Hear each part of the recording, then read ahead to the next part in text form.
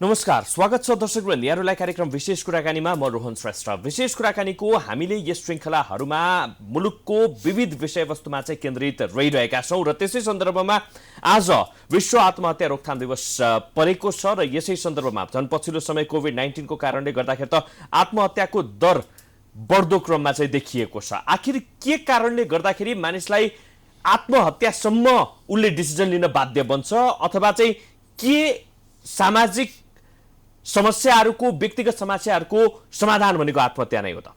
यसै विषयमा आज हामी कुराकानी गर्न गइरहेका छौँ। त्यसको लागि आज हामीसँग हाम्रो स्टुडियोमा नेपाल हेल्थ सोसाइटीका कार्यकारी निर्देशक, पछिल्लो लामो समयदेखि चाहिँ आत्महत्या विरुद्ध अथवा आत्महत्या रोकथामको लागि चाहिँ क्रियाशील सामाजिक अभियन्ता आज हामीसँग हुनुहुन्छ ऋषिराज ओझा। स्वागत छ हजुर यहाँलाई। नमस्कार।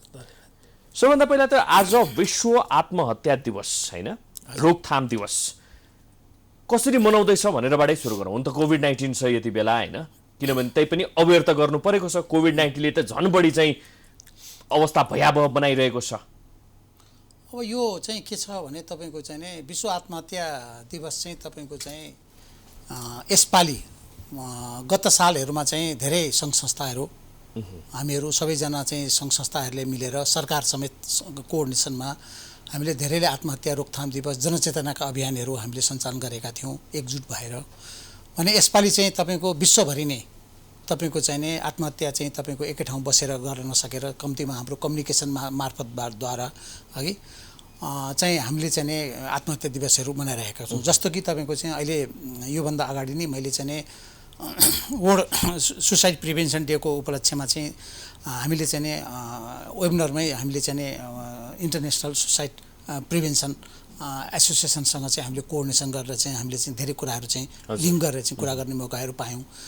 र अहिलेको परिस्थितिमा तपाईँको अहिले यो कोभिडले गर्दाखेरि चाहिँ झन् मान्छेहरूमा चाहिँ नि मेन्टल स्ट्रेसहरू र के अरे तपाईँको चाहिँ नि फ्यामिली, इन्डिभिजुअल र सोसियल्ली पनि तपाईँको चाहिँ नि स्ट्रेसहरू चाहिँ मान्छेहरू बढ्दै गइरहेको छ। त्यो स्ट्रेसले गर्दाखेरि चाहिँ मान्छेहरूमा चाहिँ नि आत्महत्याका, डिप्रेसनका टेन्डेन्सीहरू बढ्दै गइरहेका छन्।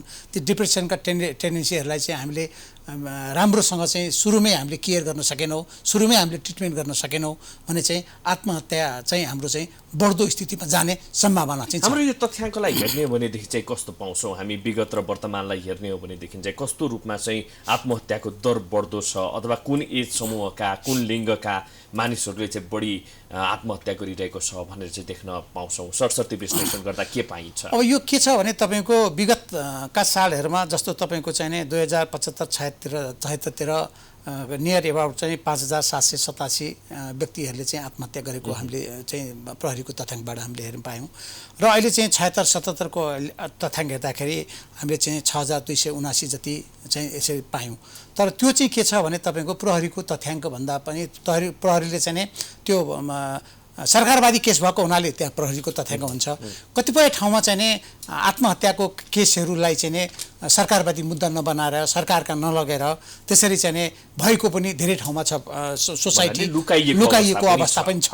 त्यसले गर्दा त्योभन्दा बढी नै आत्महत्याहरू भएका छन्। त्यो ट्रेन्डलाई हेर्ने हो भनेदेखि 5000 6000 मात्रै। अब अहिले कोभिडकै कुरा गर्ने हो भने हाम्रो मुलुकमा सम्भवतः अहिले चाहिँ यत्रोजना मर्यो भनेर भनिरहँदा, यत्रोजनाले आफ्नो ज्यान गुमायो भन्दा सुसाइडको केसलाई हेर्ने हो भने हजारौँको सङ्ख्यामा छ। यो सुसाइडल टेन्डेन्सी भन्ने चिजलाई चाहिँ सामाजिक रूपमा विश्लेषण गर्नुपर्दाखेरि कस्तो हुन्छ? यो के कारणले गर्दाखेरि मानिस चाहिँ अल्टिमेटली उसले चाहिँ डेथलाई नै चुज गर्दो रहेछ? अब यो के छ भने जब सबभन्दा पहिला उसले चाहिँ नि मेरो लास्ट सहारा भनेको अरू कोही पनि छैन र मेरो डेथ नै हो भन्ने उसले मेन्टली फिल गरिसकेका हुन्छ। हेर्नुहोस्, त्यसले गर्दाखेरि उसले समस्यासँग भाग्ने व्यक्तिहरू, आफूलाई जुन समस्या आयो त्यो समस्यालाई मैले कसरी समाधान गरौँ भनेर उसले सेल्फ डिसिजन पनि गर्न सक्ने र तपाईँको चाहिँ नि अर्को कुरो चाहिँ सोसाइटी, घर परिवारसँग सरसल्लाह पनि लिन नसक्ने। त्यसले गर्दा उसले एक्कासी तपाईँको चाहिँ सुसाइड गर्ने टेन्डेन्सीहरू चाहिँ बढेर आएका छन्। यहाँ मात्रै धेरै ठुल्ठुला तपाईँको कोरियाको चाहिँ तपाईँको चाहिँ राष्ट्रपतिले सुसाइड गरेका छन् पहिला अघि।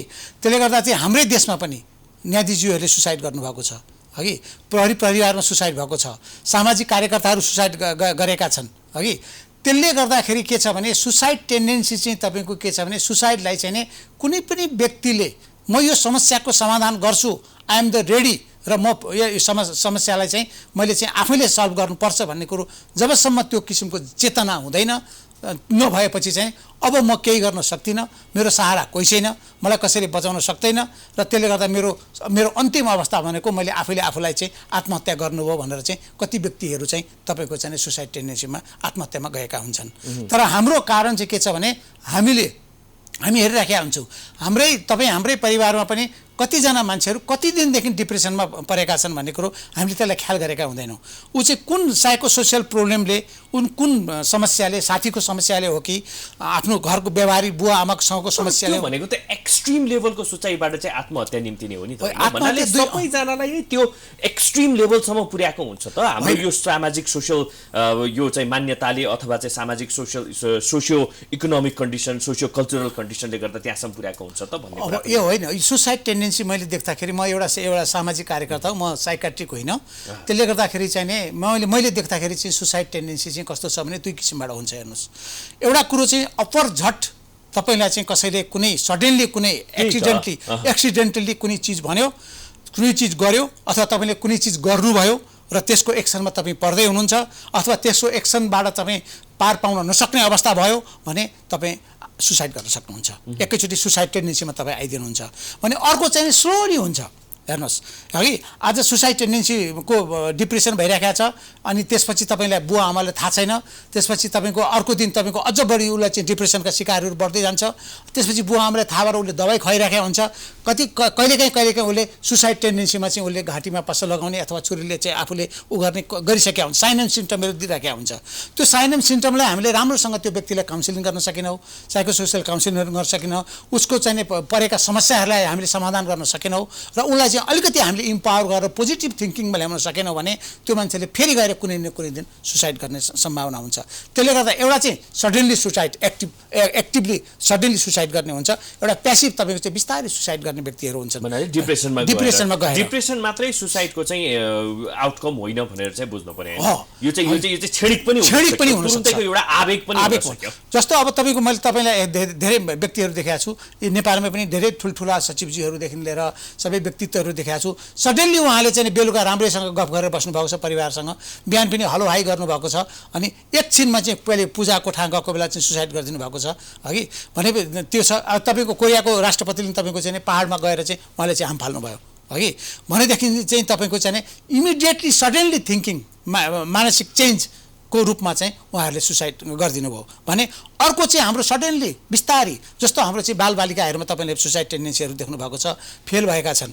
फेल भएका छन्, घरमा आमा बुवालाई भनेका हुँदैनन्, क्लासमा कति पढेँ के पढेँ भनेर भनेका हुँदैन, उनीहरू बिस्तारै चाहिँ आफूभन्दा राम्रो साथीले चाहिँ राम्रो पास हुँदै गयो, राम्रो मार्क ल्याइदिए गयो, उनीहरू डिप्रेसनमा गइराखेका हुन्छन्। त्यतिखेर चाहिँ फ्यामिलीले चाहिँ मेरो छोरा के गर्दैछ, कसो गर्दैछ, मेरो छोराको चाहिँ बानी व्यवहारमा परिवर्तन छ कि छैन, कतिखेर खान्छ, कतिखेर सुत्छ, कतिखेर निदाउँछ, कतिखेर उठ्छ भन्ने कुरो चाहिँ फ्यामिलीले गरेन भने चाहिँ त्यस्ता बच्चाहरूमा चाहिँ त्यस्ता चाहिँ के अरे तपाईँको स्टुडेन्टहरूमा चाहिँ सुसाइड टेन्डेन्सी बढ्छ। एक अर्को कुरो चाहिँ लभ ट्रेजेडीमा पनि धेरैले सुसाइड गरेका छन्। हगि लभ ट्रेजेडीमा तपाईँको एकदम टिनेजरमा तपाईँको लभहरू चाहिँ सुरु गरेका हुन्छ। त्यसले गर्दा एक आपसमा चाहिँ उनीहरूको चाहिँ सोसाइटी, व्यवहार, कल्चर, सिस्टम, इकोनोमिकल्ली सबै कुराहरू मिल्न सक्दैन, अथवा चाहिँ एक अर्काले प्रति चाहिँ मायाको क्षणिक घृण हुन्छ, अथवा एक अर्का व्यक्तिहरू चाहिँ तपाईँको चाहिँ एकले अर्कालाई चाहिँ अर्कोतिर माया ममताहरू गाँसिन चाल्छन्। त्यसपछि त्यहाँ पनि तपाईँको डिप्रेसनका शिकारहरू बन्छन्, स्ट्रेसहरू बढ्छ तिनीहरूमा, त्यो साइको सोसियल स्ट्रेसहरू बढिसकेपछि डिप्रेसन हुन्छन्, त्यसपछि सुसाइडका टेन्डेन्सीहरू आइरहेका छन्। भने अर्कोतिर हाम्रो तराईतिर तपाईँ जानुभयो भने अहिले धेरै कम भएको छ। अहिले हाम्रो तराई सेक्टरमा चाहिँ हाम्रा धेरै दाजुभाइ दिदीबहिनीहरू दहेजको प्रथामा चाहिँ पहिला धेरै सुसाइड हुन्थ्यो। हगि तैँले यति ल्याइदियोस् भने तँलाई मलाई यति किन्दैन, तेरो बुवाले किन्दैन, तेरो आमाले किन्दैन, तेरो बुवाले दिएन भने चाहिँ तैँले चाहिँ मर्नुपर्छ अथवा के गर्नुपर्छ भनेर चाहिँ यति मेन्टल टर्चर हुन्थ्यो। त्यहाँ भएका तराईका चाहिँ हाम्रा दिदीबहिनीहरू चाहिँ सुसाइड गर्नुपर्ने अवस्थाहरू सिर्जना हुन्थ्यो। अहिले त्यो लक्षण चाहिँ कम छ। तैपनि मान्छेले एकैचोटि आवेशमा आएर हगि कहिले आफूलाई चाहिँ तपाईँले हेर्नुहुन्छ नि कहिलेकाहीँ तपाईँको चाहिँ प्रहरीहरूको हेर्नुहुन्छ, आफूले चाहिँ सुट गर्यो भनेर भन्छन्, त्यहाँ चाहिँ सडनली हो त्यो। हगि उसलाई टेन्सन आइराखेको थियो, टेन्सन सुरुदेखि नै भइरहेको थियो, यो समस्यालाई म समाधान गर्न सक्दिनँ होला अथवा यो ठाउँमा म ड्युटी गर्न सक्दिनँ होला भन्ने केही कुरा भइरहेको थियो होला। उसले ल एन्ड अर्डरलाई चाहिँ उसले मानेर जानुपर्ने हुन्छ। त्यसले गर्दा उसले जब चाहिँ अब चाहिँ मेरो चाहिँ उपाय छैन भनेपछि आफूलाई सुसाइड गरेर बसेको हुन्छ। एक अर्को कुरो तपाईँको चाहिँ कतिपय देशहरूमा, हाम्रो देशमा त्यस्तो परिस्थिति छैन, कतिपय देशमा तपाईँले हेर्नुहुन्छ कारागारतिर चाहिँ तपाईँको चाहिँ सुसाइड गरेका हुन्छन्। किनभने मेन्टल स्ट्रेस, तपाईँको अहिले हेर्नुहुन्छ भने विश्वमा सबभन्दा बढी मेन्टल टर्चर र मेन्टल डिप्रेसनका व्यक्तिहरू हेर्नुहुन्छ भने कारागारमा छन् कि कारागारका व्यक्तिहरूमा पनि तपाईँको चाहिँ सुसाइड टेन्डेन्सीहरू धेरै हाई भएका छन्। भले भगवान्को कृपाले चाहिँ हाम्रो कल्चर, हाम्रो संस्कृति, हाम्रो आदान प्रदान, हाम्रो बोलीचालीले गर्दाखेरि हाम्रा कारागारतिर त्यो किसिमको प्रक्रियाहरू, त्यो किसिमको प्रावधानहरू भन्नाले विश्वलाई तुलना गर्ने हो भनेदेखि हाम्रोमा चाहिँ केही हदसम्म यो टेन्डेन्सी कम हो भनेर चाहिँ बुझौँ। टेन्डेन्सी कम हो, त्यो कारण छ। कारण चाहिँ के छ भने हाम्रो कल्चर, हाम्रो सोसाइटी, हाम्रो चाहिँ दाजुभाइको नाता, हाम्रो छरछिमेकको नाता, हाम्रो बोलीचाली भनेपछि हाम्रो कल्चर एकदमै राम्रो कल्चर छ। शेयरिङ एन्ड केयरिङ भन्ने कुरा चाहिँ भएको हो एकदम। त्यसमा भन्ने कुरा। शेयरिङ केयरिङ चाहिँ हाम्रो विश्वमा सबभन्दा शेयरिङ केयरिङ चाहिँ तपाईँको नेपालमा छ। र अहिले पनि तपाईँको चाहिँ मैले पनि 30-40 वटा देश घुम्ने मौका पाएँ र 30-40 वटा देशमा चाहिँ मैले चाहिँ तपाईँको धेरै कामहरू, धेरै व्यक्तिहरूसँग मैले चाहिँ कुरा गर्ने मौका पाएँ, काम गर्ने मौका पाएँ। गर्दाखेरि चाहिँ तपाईँको सेयरिङ र केयरिङको चाहिँ नि जहाँ कम छ त्यहाँ सुसाइड टेन्डेन्सी धेरै ऊ छ। किनभने उसको चाहिँ मोटिभेसन क्यापेसिटीहरू हुँदैन, उसले चाहिँ केही कुराहरू फिल गरिराखेका हुन्छ। त्यसले गर्दाखेरि हाम्रो देश विश्वमा तपाईँको सेयरिङ केयरिङको लागि चाहिँ नम्बर 1 र हाम्रो चाहिँ सिभिलाइज देश भनेर मानिन्छ। किनभने जतिसुकै हाम्रो देशभित्र हामी कहाँ सबै किसिमका मान्छे छन्, राम्रा एकदम विद्वानहरू छन्, हाम्रा पोलिटिसियन व्यक्तित्वहरू हुनुहुन्छ, हाम्रा विद्वान के अरे वकिलहरू हुनुहुन्छ, लयरहरू हुनुहुन्छ, प्रहरीहरू 101 प्रहरीहरू हुनुहुन्छ, सबै चिज हुनुहुन्छ, जनताहरू त्यत्तिकै छन्, युवाहरू त्यत्तिकै छन्, विद्यार्थीहरू त्यत्तिकै छन्। सबै कुरालाई संसारमा जान्दै हो भने नेपाल इज द बेस्ट। तपाईँको कल्चर, सिस्टम, सबै कुराले गर्दाखेरि, त्यसले गर्दाखेरि पनि अरू देशको तुलनामा हाम्रो देशमा सुसाइड टेन्डेन्सी चाहिँ कम छ। तर तैपनि यो सुसाइडल टेन्डेन्सीलाई त हामीले रोक्न सकेको अवस्था त रहन्छ। झन्झन अब गत वर्ष र अहिले यो दुईटा आर्थिक वर्षकै तुलना गर्ने हो भने पनि झन्झन बढ्दो रेटमा छ। अघि तपाईँले 5,000 को हाराहारी विगतमा देखाउनु भयो, त्यसपछि फेरि 6,000 भनेर भनियो। भन्दाखेरि त अब चाहिँ नेपाली सोसाइटी त्यतातिर गइरहेको हो कि क्या हो? अब यस्तो छ, यो चाहिँ न्युक्लियर कुराहरूले गरेर हरेक कुराहरू अब यस्तो छ। यो चाहिँ के छ भने तपाईँको चाहिँ नि 2-3वटा कुराहरूलाई हामीले हेर्नुपर्छ। एउटा कुरो चाहिँ के छ भने यो मेन्टल हेल्थ नि नेग्लेक्टेड छ हाम्रो देशमा। मानसिक स्वास्थ्य नि मेन्टल हेल्थ म्याटर्स मेन्टल हेल्थको विषय नि नेग्लेक्टेड छ अघि। किनभने मानसिक स्वास्थ्य जबसम्म ठिक हुँदैन तबसम्म अरू स्वास्थ्यले केही काम गर्दैन। सबभन्दा पहिला मान्छेको मानसिक स्वास्थ्य तयार ठिक हुनु पर्यो। तर तपाईँले यसो भन्दाखेरि अघि सुसाइडल टेन्डेन्सीको दुईटा कुरा गर्नुभयो नि। एउटा भनेको चाहिँ तपाईँको चाहिँ अल अफ अ सडन होइन, अहिले अर्को भनेको डिप्रेसनमा त मानसिक स्वास्थ्यले काउन्ट गर्ला होइन, तर अल अफ अ सडन हुने कुरामा त मानसिक स्वास्थ्यले त काउन्ट गरेन नि। अहिले 5 मिनट अगाडिसम्म फिट एन्ड फाइन व्यक्तिले 5 मिनट पछाडि चाहिँ सुसाइड कमिट गर्यो भनेर चाहिँ आइरहेको हुन्छ भनेपछि त्यो कसरी मिल्यो? यो चाहिँ कसरी छ भने तपाईँको चाहिँ नि जुन व्यक्ति सडनली सुसाइड गर्दैछ नि त्यो सेल्फ मोटिभेटेड छैन।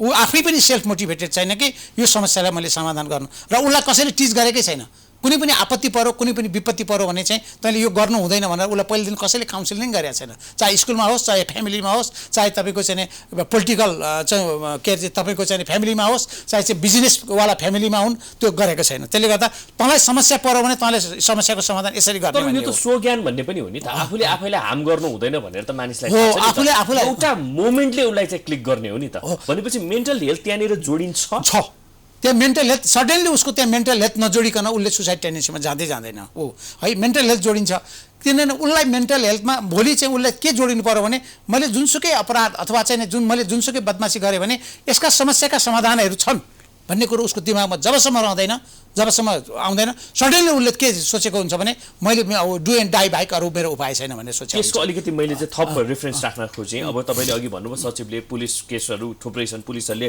आफूलाई सुट गरेको केसहरू छन् भनेर भनिरहँदाखेरि समाजका ती लब्ध प्रतिष्ठित व्यक्तिहरू जति पनि छन्, प्रतिष्ठित व्यक्तिहरू, उनीहरूले पनि सुसाइड कमिट गरेका छन् होइन। भनेपछि उनीहरूलाई यो कुराको ज्ञान नभएको त होइन होला? होइन, भएको छ।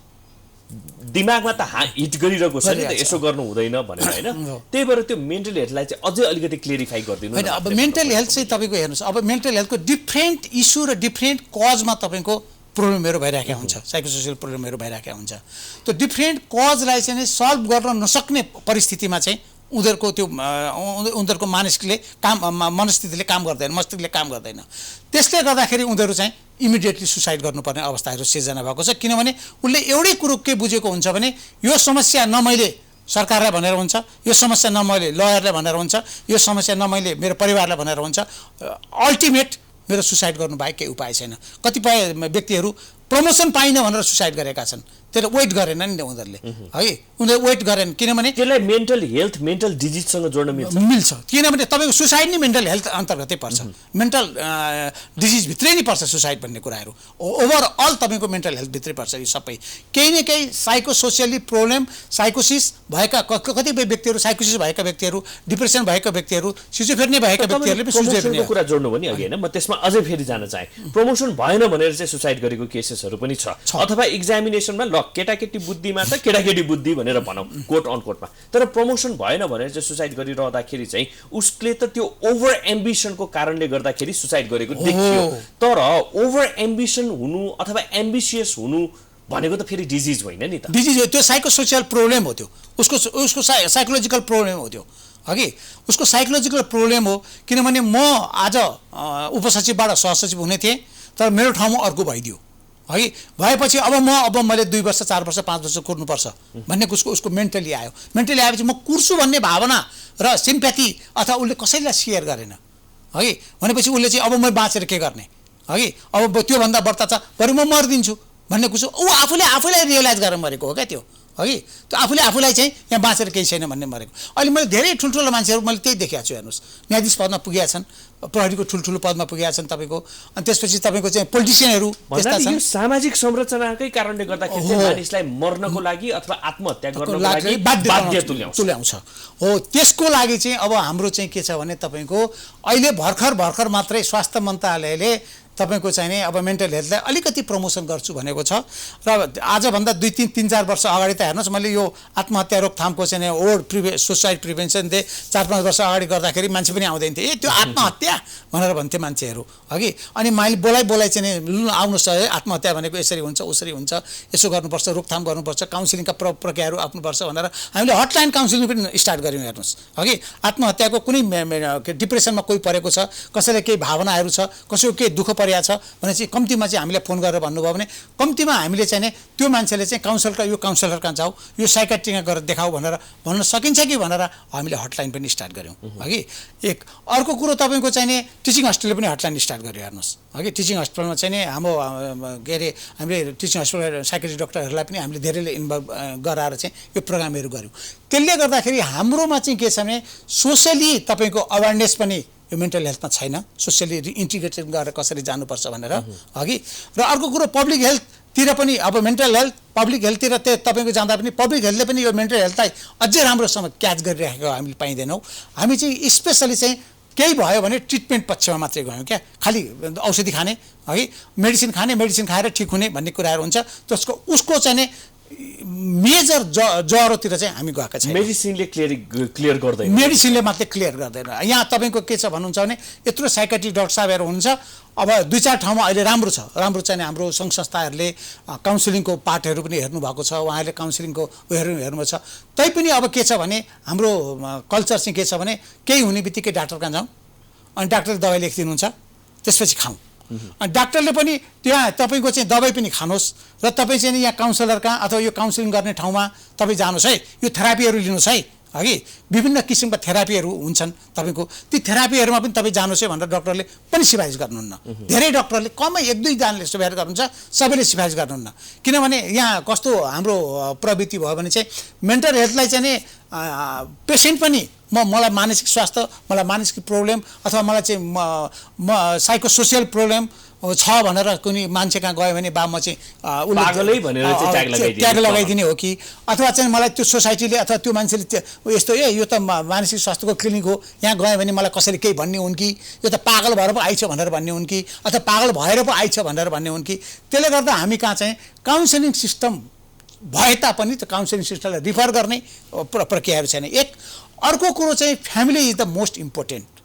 फ्यामिलीहरूलाई तपाईँले जबसम्म चाहिँ यो साइकोसोसियल प्रब्लम, यो सुसाइडका टेन्डेन्सीहरू, सुसाइडका क्याटेगोरीहरू, तपाईँका सुसाइडका अपग्रेडिङ कुराहरू कुन स्टेजमा गएपछि मान्छेले सुसाइड गर्छ भन्ने कुराहरू जबसम्म हामीले फ्यामिलीले पनि चाहिँ अवेरनेस गर्दैन तबसम्म उसलाई पनि थाहा हुँदैन। अवेरै छैन भनेर भन्न मिल्ने ठाउँ छ नेपालमा? नेपालमा चाहिँ नि अवेर छन्, तर कुन स्टेजका अवेर छन् भन्ने थाहै छैन नि त, कुन स्टेजमा अवेर छन्। यस्ता कुराहरू त फेरि घरमा गरिरहने कुरा पनि त होइन नि त, समाजमा गरिरहने कुरा पनि त होइन। समाजमा गरिरहने कुरा होइन, तर आमा बुवालाई चाहिँ अब परिवारलाई चाहिँ के थाहा हुनु पर्यो भने चाहिँ नि मेरो छोरो, तपाईँ एउटा कुरो चाहिँ मेरो छोरो कुन डिग्रीमा कुन स्टेजमा चाहिँ नि हिँडिराखेको छ, कुन के अरे स्कुल कलेज गइरहेको छ भने कुन कुन साथीसँग सङ्गत गरिराखेको छ, कस्तो मान्छेहरूसँग यसको चाहिँ सङ्गत छ भन्ने कुरा चाहिँ आमा बाउले ब्याकबाट चाहिँ थाहा पाउनै पर्छ। त्यो थाहा पाएन भने चाहिँ नि यो टिनेजर म्याक्सिमम तपाईँको अहिले मैले देख्छु 20 देखि 40 वर्षका व्यक्तित्वहरू चाहिँ म्याक्सिमम सुसाइडल देखिएको छु क्या मैले अहिले देखिएको छु। त्यसले गर्दा यो उमेर भनेको चाहिँ हाम्रो एकदम भनरेबिलिटी हो तपाईँको। हुन त अहिले बच्चाहरूले पनि गरेका छन्, बच्चाहरू पनि सुसाइड टेन्डेन्सीमा गएका छन् तपाईँको, अघि बच्चाहरूले पनि सुसाइड गरेका छन्, त्यो चाहिँ क्युरियोसिटीमा पनि गरेका छन्। यो कस्तो हुँदो रहेछ, किनभने तपाईँले भर्खर भन्नुभयो नि एउटा एज टिन एजदेखि 40 वर्षसम्मकोमा चाहिँ देखियो भन्दाखेरि कुन चाहिँ पुरुष अथवा महिला कस्तो किसिमको चाहिँ लिङ्गमा देखिएको छ र त्यस्तै गरेर कस्तो किसिमका एज ग्रुपमा र बच्चाको सुसाइडल टेन्डेन्सी कस्तो हुन्छ, एउटा चाहिँ युथ एडल्टको सुसाइडल टेन्डेन्सी कस्तो हुन्छ, उसले चाहिँ के कारणले गर्दाखेरि चाहिँ सुसाइड गरिरहेको हुन्छ भनेर चाहिँ अलिकति विश्लेषण गरौँ न। अब यो के छ भने त्यो अहिले पहिला तपाईँको चाहिँ बच्चाहरूमा चाहिँ तपाईँको सुसाइडल टेन्डेन्सी थिएन। अहिले आएर तपाईँको बच्चाको सुसाइडल टेन्डेन्सीमा चाहिँ तपाईँको चाहिँ आमा नभएका बच्चाहरू, बुवा आमा नभएका बच्चाहरू, सडक बालबालिकाहरू, अनि त्यसपछि ड्रगको इस्युमा लागेका ड्रग युजर बालबालिकाहरू, अहिले तपाईँको ड्रग र अल्कोहल युजर बालबालिकाहरू धेरै छन् अघि। ती बालबालिकाहरूमा र तपाईँको चाहिँ नि ती डिप्रेसनको शिकार भएर चाहिँ तिनीहरू सुसाइड टेन्डेन्सीमा गएको पाइन्छ भने। अर्को चाहिँ अहिले हाम्रो चाहिँ अहिले पनि हेर्दाखेरि मेल नै बढी छन् सुसाइडल। मेललाई त फेरि स्ट्रङ हो, यो त यो पात्र मेल क्यारेक्टर जुन हाम्रो दिमागमा थोपरिएको छ नि त्यो क्यारेक्टर भनेको त स्ट्रङ क्यारेक्टर हो, यसले चाहिँ परिवार र समाजलाई बाँधेर राखेको छ भनेर भनिन्छ। तर तपाईँले भन्नुभएको तपाईँको रेफरेन्सलाई लिने हो भनेदेखि त मेलको क्याटेगोरी अझ बढी देखिन्छ भनेपछि मेल इमोसनल हो। मेल इमोसनल हो, फिमेल भन्दा मेल इमोसनल हो यो सुसाइड टेन्डेन्सीमा। किनभने मेलले चाहिँ के चाहन्छ भने मेल चाहिँ अलिकति जिद्दी स्वभावको हुन्छ, हेर्नुहोस् बुझ्नु भएन कि।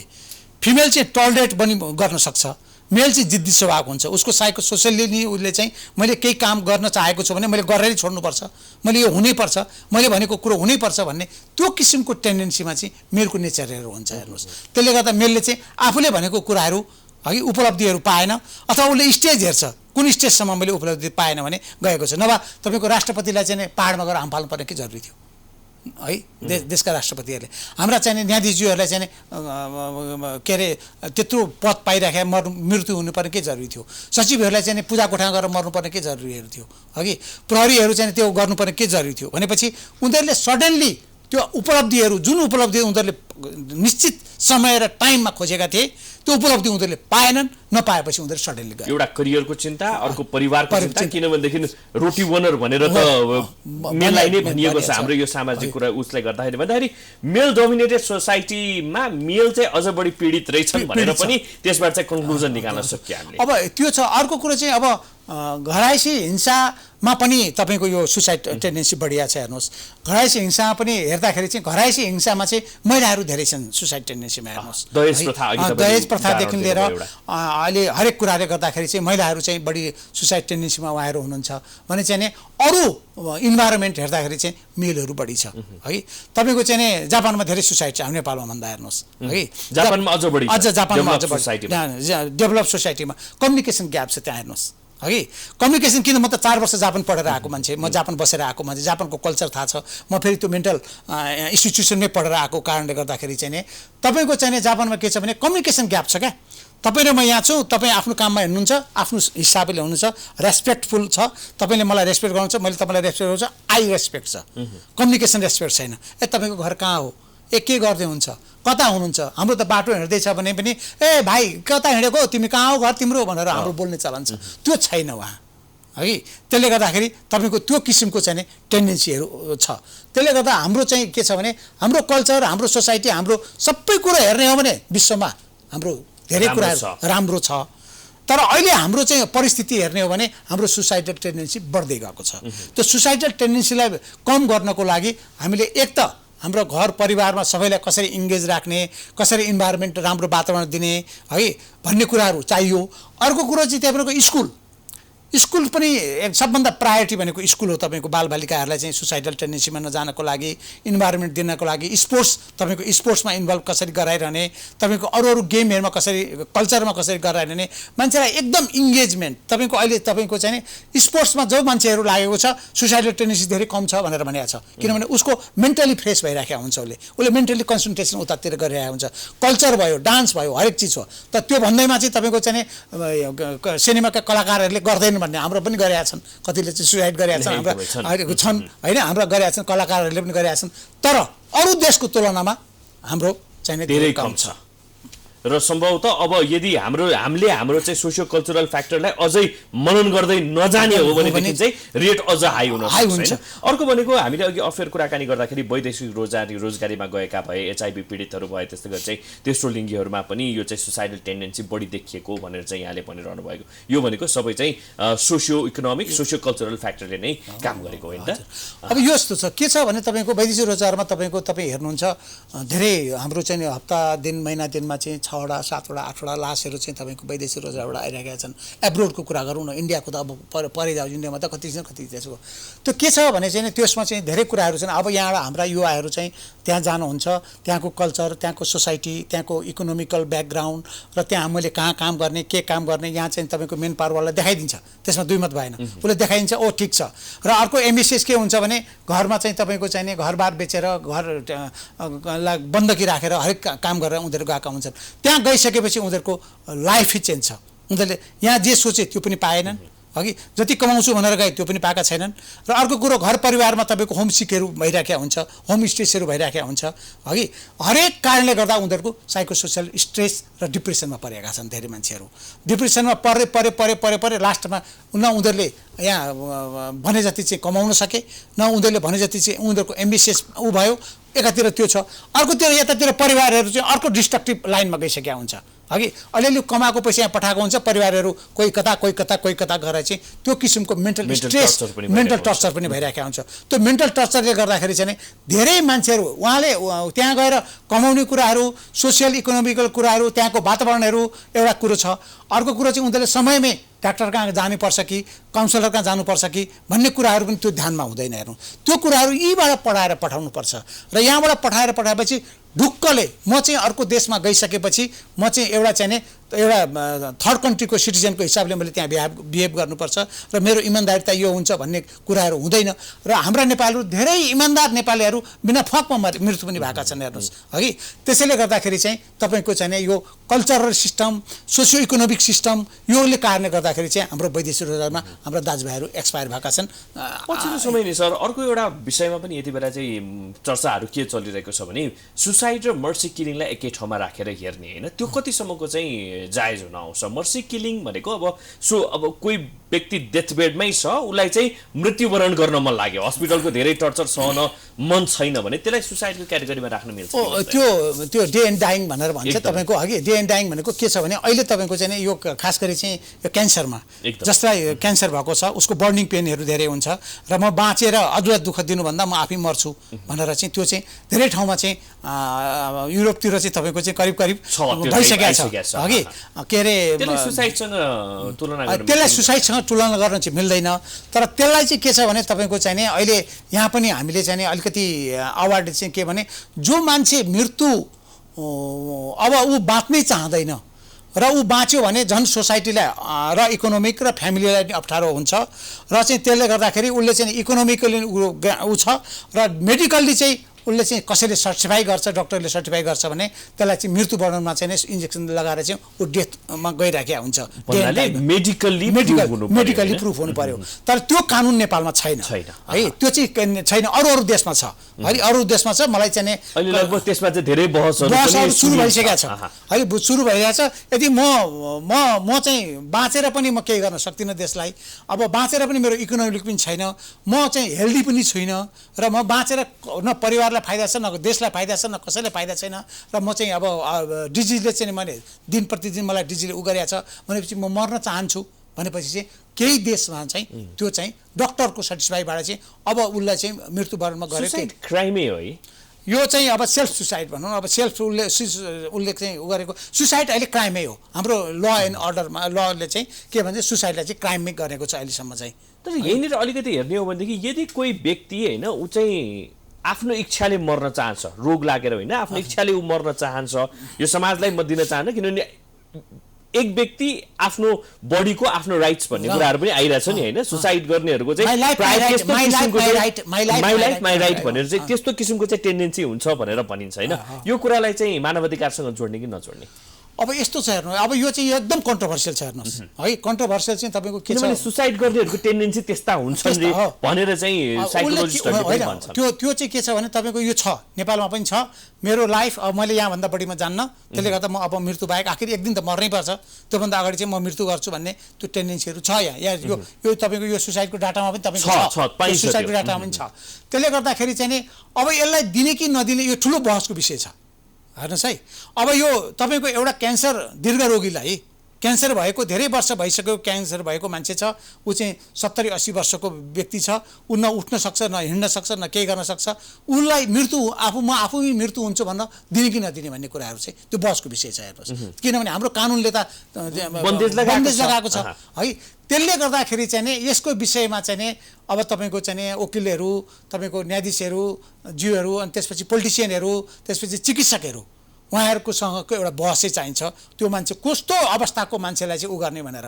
र अर्को प्रब्लम के हुनसक्छ भने तपाईँको चाहिँ नि कसैले कसैलाई मानिलिउँ म एकदम दीर्घरोगी छु, म चाहिँ अब खास गरी चाहिँ विश्वमा धेरै क्यान्सर रोगीहरूलाई त्यस्तो भएको छ क्या, क्यान्सर खर्च धेरै भइसक्यो त्यो भएको छ। र गर्दा गर्दै भोलि डक्टरसँग चाहिँ मानिलिउँ डक्टर र कसैको मिलोमतोमा चाहिँ त्यो मान्छेलाई चाहिँ लु यस्तो छ भनेर चाहिँ म त्यो डक्टरको सर्टिफाईमा मऱ्यो भने के गर्ने, मारिदियो भने के गर्ने, त्यो एउटा क्वेसन मार्क पनि चलिरहेको छ विश्वमा हेर्नुहोस् हगि। किनभने चाहिँ नि यो तपाईँको चाहिँ नि अंशको कारणले गर्दाखेरि हगि अरू हेरिडिटीको कारणले गर्दाखेरि यो मान्छेलाई चाहिँ अब यो ऊ छ, अब यो चाँडै मऱ्यो भने बरु मैले पाउँछु अथवा के गर्छु भनेर डक्टरसँगको मिलोमिलापमा डक्टरहरू त्यसो गर्दैनन् त, आफ्नो ठाउँ छ। त्यो भयो भने के गर्ने भनेर चाहिँ विश्वमा त्यो पनि चलिरहेको छ। सम्भवतः त्यो विश्वमा भइरहेको र राष्ट्रमा भइरहेका चाहिँ बहसका मुद्दाहरू के गर्ने भन्ने रिसर्चका कुराहरू हुँदै गर्लान् होइन। अब अहिले हामी चाहिँ समयको अलि अन्त्यतिर आइरहेका छौँ। आफ्नो जीवनलाई खेर फाल्नु त्यो नै सबैभन्दा ठुलो अपराध हो। भगवानले दिएको यति राम्रो सृष्टिलाई हामीले भरपुर रूपमा आफ्नो प्रोडक्टिभिटीको लागि, समाजको प्रोडक्टिभिटीको लागि, राष्ट्र उत्थानको लागि लगाउनै पर्छ। यद्यपि हामीले यो डाटालाई हेर्ने हो भने थुप्रै त्यो सोसाइटल टेन्डेन्सीका कारणले गर्दाखेरि मृत्युवरण गरिरहेका छन्। अब व्यक्तिले के गर्ने, परिवारले के गर्ने, समाजले के गर्ने, राष्ट्रले के गर्ने यो सुसाइडल टेन्डेन्सी रोक्नको लागि? अब यो चाहिँ एकदम राम्रो कुरा हो। व्यक्तिले आफूलाई नै सबभन्दा पहिला चाहिँ म जुन नर्मल लाइफमा हिँडिरहेको छु, म नर्मल सिस्टममा हिँडिरहेको छु, नर्मल मेरो रिलेसन भइरहेको छ, नर्मल मेरो कम्युनिकेसन भइरहेको छ, नर्मल मेरो कसैसँग फिजिकल्ली मेन्टल्ली चाहिँ रिलेसनहरू भइरहेको छ, त्यो रिलेसनबाट म अलिकति टाढा छु कि अथवा केही छु कि भन्ने बित्तिकै उसले चाहिँ नि साइकोसोसियल काउन्सलर कहाँ अथवा चाहिँ मेन्टल हेल्थको चाहिँ साइकेट्रिक डक्टरहरू कहाँ उसले चाहिँ नि सम्पर्क गर्नु पर्यो। र परिवारलाई चाहिँ मलाई यस्तो भएको छ भन्ने कुरो एउटा एक किसिमको कम्युनिकेसन हुनु पर्यो एउटा कुरो। अर्को कुरो त्यो परिवारभित्रैको इन्डिभिजुअल हुने हो, सबै परिवारले एकचोटि हुने होइन। भनेपछि त्यो परिवारले मेरो परिवारमा चाहिँ यस्तो छ भन्ने बित्तिकै तपाईँको चाहिँ उसले चाहिँ त्यो व्यक्तिलाई केयर गर्नु पर्यो हगि। हेरेर दृष्टिकोण नराखेर हगि यो त बौला हुन थालेछ अथवा के हुन थालेछ भन्ने कुरो नगरेर उसलाई चाहिँ राम्रोसँग केयर, उसको प्रब्लम के हो पहिला प्रब्लम आइडेन्टिफाई गर्नु पर्यो। उसलाई कुन प्रब्लमले त्यतातिर लगिराखेको छ, उसको साइकोसोसियल टेन्डेन्सीहरू, उसलाई डिप्रेसनमा लाने कुराहरू, उसका चाहिँ नकारात्मक कुराहरू कसरी गइरहेको छ त्यसलाई प्रब्लम आइडेन्टिफाई गरिसकेपछि त्यो प्रब्लमलाई सल्भ गर्ने प्रक्रियाहरू गर्नु पर्यो एउटा कुरो। त्यसपछि तपाईँको चाहिँ त्यो प्रब्लम घरमा समस्या भने घरमा, स्कुलमा समस्या हुन्छ भने स्कुलमा, कलेजमा समस्या हुन्छ, अफिसमा समाधान गर्ने छ भने अफिससम्म पनि कोअर्डिनेसन गर्नु पर्यो एक। र अर्को कुरो अब सोसाइटीको कुरा जुन गर्नुहुन्छ, सोसाइटीमा अहिले चाहिँ वर्ल्ड सुसाइड प्रिभेन्सन डेको दिनमा के निवेदन गर्छु भने सरकारलाई पनि के निवेदन गर्छु भने कम्तीमा यो सुसाइड टेन्डेन्सी र सुसाइडका बिहेभियरहरू चाहिँ हामीले धेरै देखाएको छौँ। हाम्रा धेरै डाक्टर साहेबहरूले धेरै भनिसक्नु भएको छ। त्यसले गर्दा हामीले यसका जनचेतनाका अभियानहरू चाहिँ हगि हामीले जहाँ पनि गर्न थाल्नु पर्यो, वडामा टोलमा महानगरपालिकाले पनि यसलाई अङ्गीकृत गर्नु पर्यो कि कम्तीमा हामीले चाहिँ यो जनचेतनाका अभियानहरू हामी हाम्रो वान अफ द प्रोग्राम हो भन्ने कुरो यो सुसाइड टेन्डेन्सीले भने। अर्को कुरो चाहिँ हटलाइन काउन्सिलिङ स्टार्ट गरिदिनु पर्यो विभिन्न ठाउँमा, चाहे प्रदेशमा होस्, चाहे सङ्घीय सरकारमा होस्, चाहे स्थानमा होस्, जसले गर्दाखेरि मलाई साइकोसोसियली टेन्डेन्सी अथवा साइकोसोसियल प्रब्लम भनेको यो हो भनेको कुरो साइन एन्ड सिम्पटमको हामीले ब्रोसर र जनचेतनाहरू चाहिँ दिनु पर्यो। त्यो आधारमा कसैलाई चाहिँ मलाई चाहिँ यो किसिमको चाहिँ मनमा चिन्ता छ अथवा डर छ अथवा चाहिँ मलाई यस्तो किसिमको भावनाहरू आइराखेका छ भन्ने कुरा चाहिँ त्यो हटलाइन काउन्सिलिङमा चाहिँ उसले भन्ने बित्तिकै हटलाइन काउन्सिलरले चाहिँ कम्तीमा चाहिँ तिमी यहाँ जाऊ भनेर उसले चाहिँ त्यो बाटो देखाइदिनु पर्यो। त्यो बाटो देखाउँदाखेरि त्यो बाटो देखाएको ठाउँमा व्यक्ति आफै पनि जान चाहनु पर्यो र परिवारले पनि त्यसलाई सहयोग गर्नु पर्यो र सोसाइटीमा पनि तपाईँको चाहिँ यस्ता किसिमका जनचेतना अभियानहरू छ भने। अर्को कुरो चाहिँ त्यस्ता व्यक्तिहरू, त्यस्तो सोसाइटीहरू तपाईँको दुई तिनवटा कुराहरू मैले भनिहालेँ। तपाईँको एउटा चाहिँ तपाईँको मेन्टली फ्रेस गर्ने वातावरणहरू दुई तिनवटा किसिम छन्। हेर्नुहोस्, मैले जब कारागारमा चाहिँ मैले काम गर्थेँ, कारागारमा काम गर्दाखेरि तपाईँको दुईवटा कामहरू मैले देखेँ। एउटा कुरो चाहिँ त्यहाँ डिप्रेसन भएर मेन्टली भएर व्यक्तिलाई स्पोर्ट्समा एक्टिभिटीमा लगाउनुहोस् तपाईँ एउटा है, स्पोर्ट्स एक्टिभिटीमा लगाए त ऊ फ्रेस हुन्छ। र अर्को तपाईँ जो मनोरञ्जनमा तपाईँलाई उसलाई एक्टिभ गराउनुहोस्, गाना बजानामा चाहिँ उसलाई गर्नुहोस्, त्यसले अलिकति त्यसलाई फ्रेस गराउँछ। त्यसलाई चाहिँ अलिकति साइकोसोसियल र मेन्टल हेल्थ प्रब्लम भएको व्यक्तिहरूलाई चाहिँ यी दुईवटा कुरा पनि सँगसँगै लानुपर्छ। र त्यसपछि उसलाई चाहिँ अलिकति उद्यमी बनाउनको लागि केही इन्कम जेनेरेसनका प्रोग्रामहरूमा लगाउनुहोस्। ऊ पढ्दैछ भने टिचरलाई कोअर्डिनेसन गरिदिनुहोस्, ऊ चाहिँ कहीँ काम गर्दैछ भने कस्तो काम गर्दैछ भनेर भनिदिनुहोस्। त्यसले कोअर्डिनेसन कोअपरेसन चाहिँ बढी महत्त्वपूर्ण हुन्छ तपाईँको यो सुसाइड टेन्डेन्सी कम गर्नको लागि। तै पनि गर्दै पनि सुसाइड त आफ्नो भइ नै रहन्छ, जिरोमा जाँदैन। तर हामीले कसरी रोक्ने के गर्ने भनेको अवेरनेस क्याम्पेन। कानुनमा चाहिँ के छ? कानुनमा त तपाईँको सुसाइड गर्नै पाइँदैन नि। सुसाइड गरेपछि त्यसलाई चाहिँ तपाईँको चाहिँ अपराधी भनेको छ, सुसाइड टेन्डेन्सीमा अपराधी भनिएको छ। तपाईँले मैले सुसाइड टेन्डेन्सी गरेँ, मलाई चाहिँ सुसाइड टेन्डेन्सी गर्ने बित्तिकै प्रहरीलाई कसैले खबर गर्ने बित्तिकै रोक्यो। तर मलाई हस्पिटल लिएर जान्छ, हस्पिटलमा गएपछि म सुसाइडमा केमा गरेँ, पोइजनिङमा हो कि मेरो अघि अरू कुनै कारणले हो कि उसलाई सजाय छ त्यो 100%। तर नेपालमा के छ भने कन्सिडर पनि छ। अब आइन्दा यस्तो नगर्नु, किनभने सजाय हो अथवा चाहिँ काउन्सिलिङ महत्त्वपूर्ण कुरा हो कि, किनभने उसले त उसको जीवनबाट चाहिँ धेरै कुराबाट हार खाएर सुसाइड गरे हुन्छ नि त। अब त्यही मान्छेलाई चाहिँ फेरि झिकेर तैँले चाहिँ बडा बर्बादै काम गरिस्, तैँले त गल्ती नै गरिस् भनेर चाहिँ सजाय दिनु अथवा सजाय दिने अथवा चाहिँ काउन्सिलिङ गर्ने, यो चाहिँ एउटा होइन। त्यो सजाय चाहिँ अब हाम्रो ऐनमा अहिले सजाय छ, त्यसले गर्दा अब राष्ट्रको ऐन कानुनलाई हामीले सम्मान गर्नुपर्छ हगि। तर हामीले काउन्सिलिङ गर्नुपर्छ। काउन्सिलिङ गरेपछि फेरि एकपल्ट तपाईँको के छ भने एकपल्ट सुसाइड टेन्डेन्सीमा गइसकेको व्यक्तिहरू बारम्बार सुसाइड टेन्डेन्सीमा जान सक्छ। हेर्नुहोस्, एकपल्ट गइसकेपछि हगि त्यो चाहिँ डेन्जर स्टेज हो। त्यसले गर्दा फ्यामिलीले बुझ्नुपर्ने चाहिँ भन्नाले काउन्सिलिङ चाहिँ महत्त्वपूर्ण कुरा हो। काउन्सिलिङ चाहिँ अति महत्त्वपूर्ण छ है। उसको बिहेभियर चेन्ज भएको छ कि छैन, बानी व्यवहार परिवर्तन भएको छैन, मेन्टल्ली र सोसियल्ली इकोनोमिकल्ली हगि सबै कुरो त्यतातिर पनि ध्यान दिनु पर्यो। अर्को कुरो चाहिँ एकपल्ट वान्स ए टाइम, अब म भन्छु एकजना प्रख्यातै व्यक्ति हुनुहुन्थ्यो नेपालको चाहिँ तपाईँको पत्रकारिता क्षेत्रको काम गर्ने व्यक्ति, एकपल्ट दुईपल्ट उहाँले सुसाइड टेन्डेन्सीको लास्टमा गएर उहाँ सुसाइड भएर जानुभयो। त्यसले गर्दाखेरि सुसाइड टेन्डेन्सीमा गइसकेपछि चाहिँ फेरि चाहिँ उसलाई चाहिँ राम्रोसँग केयर गरेन भने फेरि अर्कोचोटि पनि सुसाइड टेन्डेन्सीमा जाने उसको धेरै ठुलो सम्भावना हुन्छ। त्यसले गर्दा सुसाइड चाहिँ हामीले अवेरनेस गरौँ, साइन एन्ड सिम्पटम दिउँ र सुसाइड टेन्डेन्सीमा जान खोजेका कोही डिप्रेसनमा छन्, कोही साइको सोसियल प्रब्लममा छन्, कोही अरू घरायसी प्रब्लममाबाट चाहिँ जुन साइको स्ट्रेस डिस्टर्बेन्समा आउँछन् भने त्यसलाई पनि रोक्नको लागि हामीले चाहिँ कार्यक्रमहरू चाहिँ अगाडि बढाउनु पर्छ। धेरै धेरै धन्यवाद सर। आजको यस सन्दर्भमा चाहिँ आज हामीले आत्महत्या रोकथामको लागि चाहिँ केही हदसम्म भए पनि अवेर गर्ने प्रयासहरू गर्यो। यहाँलाई धेरै धन्यवाद। Thank you. दर्शक यहाँलाई पनि धेरै धेरै धन्यवाद आज हामीलाई साथ दिनुभएकोमा। हेर्दै रहनुहोला प्राइम टाइम्स टेलिभिजन। नमस्कार।